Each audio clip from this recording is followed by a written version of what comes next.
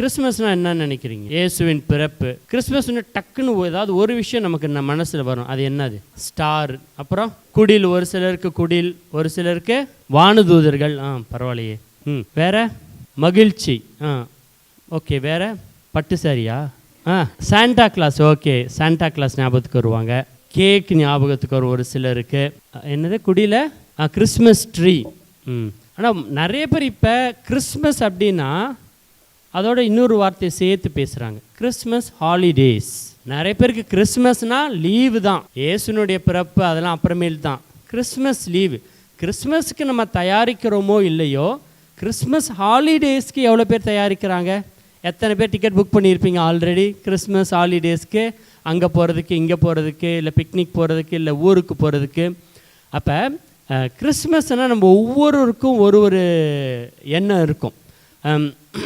இப்போ பிள்ளைங்களை பார்த்தோம்னா கிறிஸ்மஸ் அப்படின்னா நியூ ட்ரெஸ், புது ட்ரெஸ் எங்களுக்கு கிறிஸ்மஸ் அப்போ, நியூ இயர் அப்போ கிடைக்கும் அப்படின்ட்டு எதிர்பார்த்துருப்பாங்க. இப்போ இந்த கிறிஸ்மஸ், இந்த கொண்டாட்டம்லாம் நமக்கு தேவை, ரொம்ப முக்கியமானது. இந்த கொண்டாட்டத்திற்கு மூல காரணம் யார்? ஏசப்பா.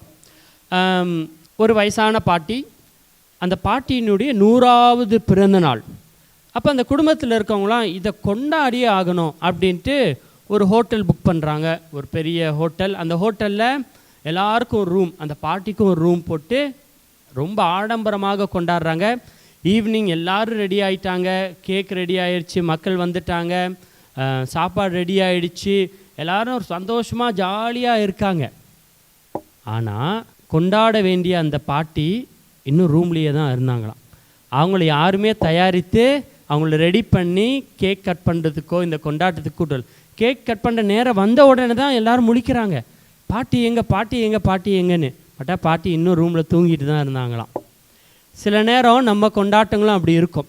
கிறிஸ்மஸில் கேரல்ஸ் இருக்கும், சாந்தா கிளாஸ் இருப்பார், குடில் இருக்கும், புது ட்ரெஸ் இருக்கும். ஆனால் ஆண்டவர் இருப்பாரா?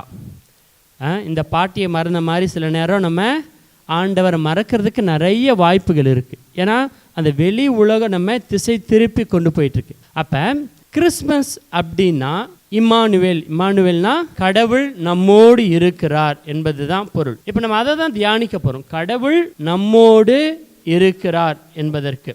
இந்த கிறிஸ்மஸுக்கு அர்த்தத்தை கொடுப்பவர் கடவுள். அந்த கடவுள் நம்மோடு இருக்கிறார், நம்மோடு பிறக்க போகிறார் என்ற மகிழ்ச்சியை தான் நம்ம கிறிஸ்மஸ் விழாவாக உலகம் முழுவதும் கொண்டாடுகிறோம்.